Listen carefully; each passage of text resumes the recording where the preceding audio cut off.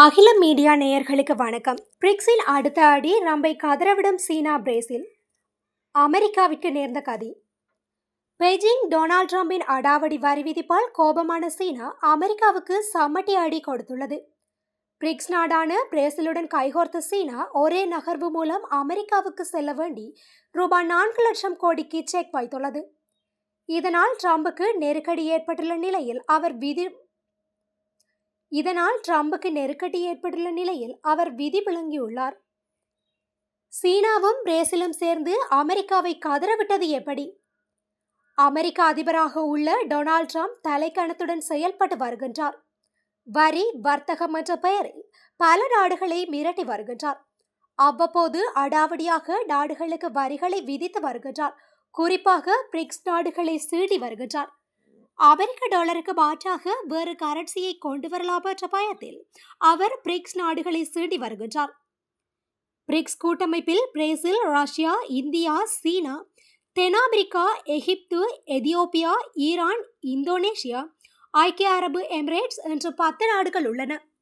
இதில் முக்கியமான நாடுகள் என்றால் ரஷ்யா, சீனா, இந்தியா, பிரேசில் தான். இந்த நாடுகளை ட்ரம்ப் குறிவைத்துள்ளார். சீனாவுக்கு 145% வரி போட்டார். இப்போது 30% வரி நடைமுறையில் உள்ளது. ரஷ்யாவிடம் கச்சா எண்ணெய் வாங்குவதை சுட்டிக்காட்டி நம் நாட்டுக்கு 50% வரி போட்டுள்ளார். இதில் 25% செயல்பாட்டுக்கு வந்துள்ளது. வரும் 27ஆம் தேதி அடுத்த கட்டமாக நடைமுறைக்கு வர உள்ளது. அதேபோல் பிரேசில் நாட்டுக்கு ட்ரம்ப் 50% வரியை நடைமுறைப்படுத்திவிட்டார். மேலும் உக்ரைன் மீதான போரால் ரஷ்யா மீது ஏற்கனவே பொருளாதார தடைகள் உள்ளன. இந்நிலையில் தான் தற்போது பிரிக்ஸ் நாடுகள் ஒன்று சேர்ந்து அமெரிக்காவுக்கு பதிலடி கொடுக்க தொடங்கியுள்ளது. இந்தியா, சீனா இடையே இருந்த மோதல் மறைந்து தற்போது சமூகமான பேச்சுவார்த்தை தொடங்கி இது அமெரிக்காவுக்கு பிரச்சனையாக பார்க்கப்படுகின்றது. இதன் அடுத்த கட்டமாகத்தான் சீனாவும் பிரேசிலும் சேர்ந்து அமெரிக்காவை கதறவிட்டுள்ளது. அதாவது உலகிலேயே சோயாபீன்ஸ் உற்பத்தியில் முக்கிய நாடுகளாக அமெரிக்காவும் பிரேசிலும் விளங்குகின்றன. இன்னொரு பக்கம் அதிகளவில் சோயாபீன்ஸை இறக்குமதி செய்யும் நாடென்றால் சீனாதான். சீனா எப்போதுமே அமெரிக்காவிடமிருந்துதான் சோயாபீன்ஸ் இறக்குமதி செய்து பயன்படுத்தி வருகின்றது. சீனாவின் சோயாபீன்ஸ் இறக்குமதியில் 90% அமெரிக்க விவசாயிகளின் உற்பத்தியாக இருக்கும். ட்ரம்ப் முதல் முறை அதிபராக இருந்த காலத்தில் சீனாவை அடிக்கடி வம்பு கெடுத்தார். இதனால் அந்த நாட்டிடம் சோயாபீன்ஸ் வாங்குவதை அப்போது சீனா சற்று குறைத்திருந்தது.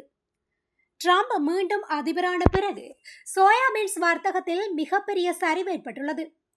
அமெரிக்காவுக்கு பதில் பிரிக்ஸ் உறுப்பு நாடான பிரேசில் பக்கம் சீனா சென்றுள்ளது. கடைசி 7-6 மாதங்களில் 6 கோடியே 10 லட்சம் டன் சோயாபீன்ஸை சீனா இறக்குமதி செய்திருக்கின்றது. இதில் வரும் 25% மட்டும்தான் அமெரிக்காவிலிருந்து இறங்கியது. 70% சோயாபீன்ஸ் பிரேசிலிடம் இருந்துதான் வந்திருக்கின்றது. குறிப்பாக கடந்த ஜூலை மாத சோயாபீன்ஸ் இறக்குமதியில் அமெரிக்காவை மொத்தமாக கலச்சி விட்டுவிட்டது சீனா. அந்த மாதம் மொத்தம் 1 கோடியே 16 லட்சம் டன் சோயாபீன்ஸை சீனா இறக்குமதி செய்தது. இதில் 1 கோடியே 3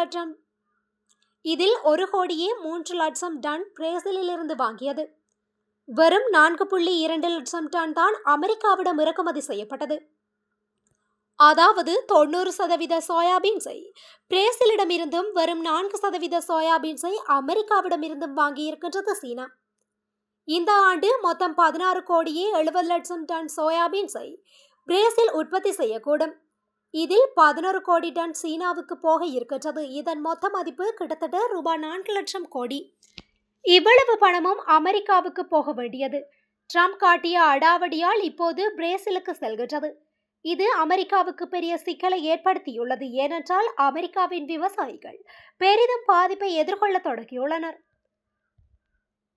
சோயாபீன்ஸ் விவசாயிகள் பிரச்சனைக்கு தீர்வு கேட்டு ட்ரம்புக்கு மனு அளித்து வருகின்றனர். ஆனால் ட்ரம்ப் இன்னும் செவிசாய்க்கவில்லை. வரும் காலத்திலும் சோயாபீன்ஸை பிரேசிலிடம் இருந்துதான் சீனா வாங்கும் என்பதால் ட்ரம்ப் தற்போது சிக்கலில் மாட்டியுள்ளார். ஏனென்றால் சீனா என்பது சோயாபீன்ஸுக்கு பெரிய மார்க்கெட், அங்குள்ள மக்கள் தொகைதான் இதற்கு காரணம். இப்போது டிரம்பின் அடாவடியால் சீனாவும் பிரேசிலும் சேர்ந்து அமெரிக்க விவசாயிகளை கதறவிட்டுள்ளனர். முன்னதாக பிரேசில் அதிபர் லூலா நம் பிரதமர் மோடியிடம் பேசினார். பின்னர் சீனா அதிபர் ஜின்பிங்கிடம் பேசினார். வர்த்தகத்துக்கு எந்த வகையிலும் அமெரிக்காவை நம்பியிருக்க வேண்டாம், வரக்கூடிய காலத்தில் நாமே நமக்கு தேவையானதை செய்து கொள்வோம் என்று அழைப்பு விடுத்துள்ளார். அதோடு விரைவில் இந்தியா வருவதாகவும் லூலா பிரதமர் மோடியிடம் தெரிவித்துள்ளார்.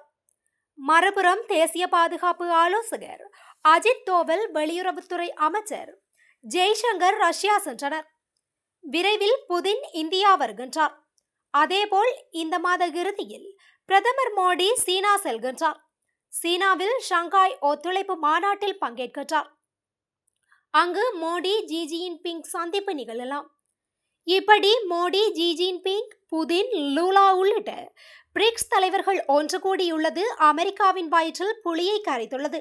ஏனென்றால் சோயாபீன்ஸ் விவகாரத்தில் அமெரிக்கா வேண்டாம் என்று பிரேசில் பக்கம் சீனா சென்ற ஒரு முடிவு காரணமாக டிரம்புக்கு ஆண்டுதோறும் ரூபாய் 4 லட்சம் கோடி வரை அடிவிழும் நிலை வந்துள்ளது. இப்படி இந்தியா, ரஷ்யா உட்பட பிற பிரேசில் நாடுகளும் இதனையே எதிர்கொண்டுள்ளன. இதுபோன்ற உலக செய்திகளை அறிந்து கொள்ள அகிலம் மீடியாவுடன் இணைந்திருங்கள்.